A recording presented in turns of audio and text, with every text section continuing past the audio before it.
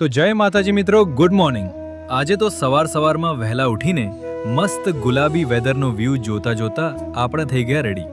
કેમ કે ભાઈ આજે જવાનું હતું વડાગામ, ધ્રુવની સ્કૂલમાં ડોક્યુમેન્ટ્સ આપવા. આપણે તો નીકળ્યા અને રસ્તામાંથી ગામમાંથી પિક કરી લીધા આપણા સાગરભાઈને. એટલે અમે ત્રણેય ઉપડ્યા સ્કૂલ તરફ. વડાગામ પહોંચીને પેલા તો કરાવ્યા ડોક્યુમેન્ટ્સના ઝેરોક્ષ અને ફાઇનલી પહોંચી ગયા સ્કૂલની ઓફિસે. ઓફિસનું કામ પતાવીને પેટ પૂજા કરવા પહોંચ્યા ગરમા ગરમ દાબેલી ખાવા.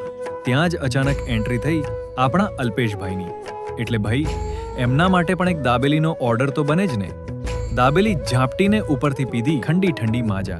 પછી માજાની મજા લેતા લેતા આપણે નીકળ્યા કડા ધનસુરા તરફ. કારણ કે આપણી ગાડીને આપવો હતો મસ્ત વોશ.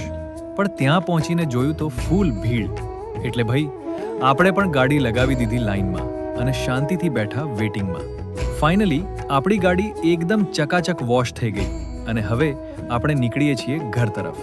તો આ મિની વ્લોગને અહીં જ પૂરો કરીએ. જય શ્રી શ્યામ.